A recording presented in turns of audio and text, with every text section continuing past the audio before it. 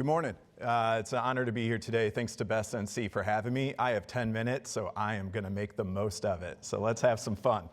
We're a 501c3 nonprofit that works with folks all across the country. But let me start with this. What is your definition of grow your own? If you ask 100 different districts, you're going to get 100 different answers. You're going to get, well, we have a career day for middle schoolers about becoming a teacher, or we have a program for career changers. We like to say that it is a clear, articulated pathway for an aspiring educator to become a teacher for free and get paid to do so. And if you notice in there, I don't put an age on there. I could be talking about a 15, 25, 35, 45, 55, 65-year-old. And we also don't put an educational background on there. I could be talking about somebody with a master's, a bachelor's, an associate's, high school diploma, or nothing at all. The point is, UNC, I heard a Wolfpack shout out earlier, Duke, Eastern Carolina University, you all can teach people special ed. You can teach somebody on math. The one thing none of us can do is teach someone to have a heart for kids. And so this work's deeply personal for me because my mom was literally my school cafeteria worker who taught Sunday school and vacation Bible school for over 2 decades. She was not able to afford to go to college. And yet, I'm also the son of a West Point alum. And so if teaching and the military are both forms of public service, where is the equivalent of a GI Bill for those who want to become a teacher? Yes, we have public service loan forgiveness, but you shouldn't have to take out loans to begin with to become a teacher. Thank you. It's all downhill from here. That's why they only gave me 10 minutes. So, all right. So we're a nonprofit, as I mentioned. You can find that on our website. But let me tell you a little bit about my story. So I'm a former teacher, taught in Baltimore City, principal in Detroit Public Schools, and ran talent for Detroit Public Schools. And then my last government job was chief of human capital for the Tennessee Department of Ed. So we were dealing with teacher shortages just like everybody else. But specifically, we wanted to come up with a way to remove those financial barriers. To over 20% of our vacancies were in special ed or English as a second language. So often our most vulnerable students were the ones not getting the teachers they needed or deserved. Number 3, feel free to laugh. We wanted to eliminate the concept of a first-year teacher.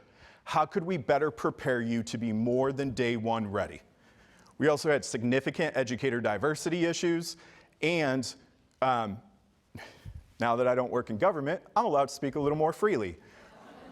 We had 42 different educator preparation providers. Believe it or not all were created equal in terms of quality. And we have a lot of rural districts in Tennessee where the closest ed prep provider could be well over an hour away.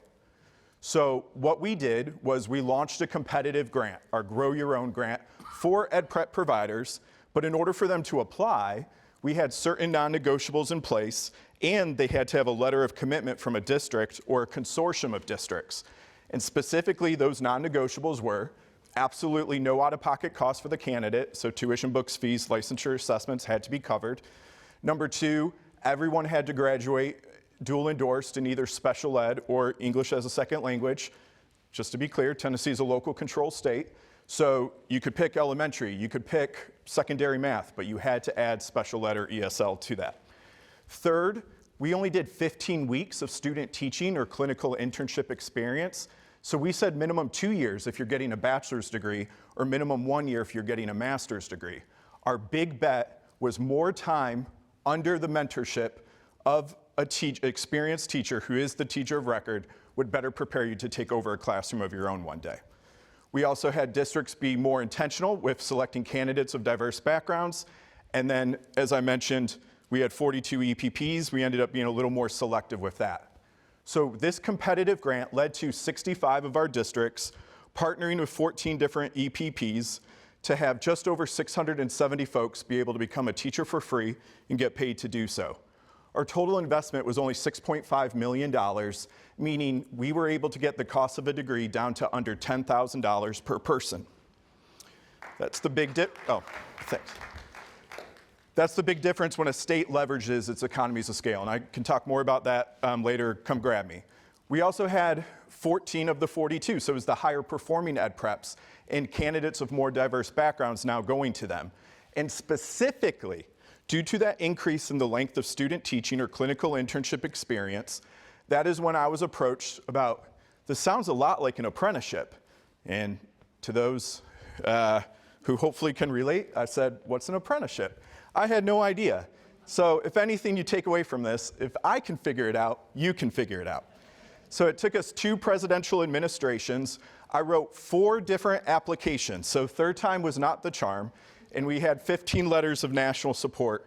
And then in November, right around Thanksgiving of November 21, we got the occupation of a teacher approved for registered apprenticeship. I might be the only person you will ever meet who got both President Trump and Biden to agree to something. That's the denial of the application I wrote. So really good for my self-esteem. This is the definition of a registered apprenticeship. I got 2 minutes to go, so I'm going to make it quick.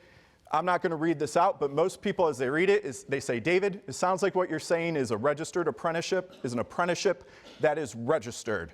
Not the most helpful definition. So we like to say it's the best of both worlds. You're getting that high quality experience from the ed prep. You're getting the hands-on experience in the classroom, but most importantly, it has never made sense to me.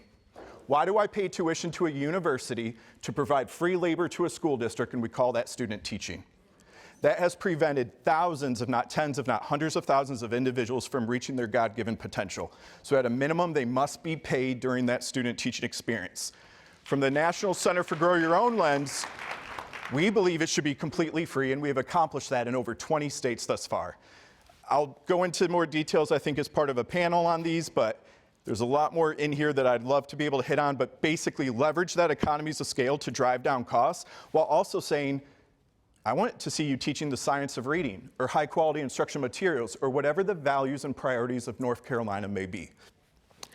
There's a lot of funding sources. I could explain how districts can start today while you wait to get your programs registered, but in the meantime, this slide, I am actually excited to say it's inaccurate, because on Friday, Arizona became the 47th state to get a registered apprenticeship program in teaching. And in August of 22, we launched a network with 7 states that's now grown to 45 members, 43 states, Washington, D.C., and Department of Defense. And I'm proud to say Apprenticeship NC just joined the network in November. Big fan of Chris Harrington, Charlie Milling, and others on that side. I look forward, it's completely free to join the network. Look forward to DPI joining as well.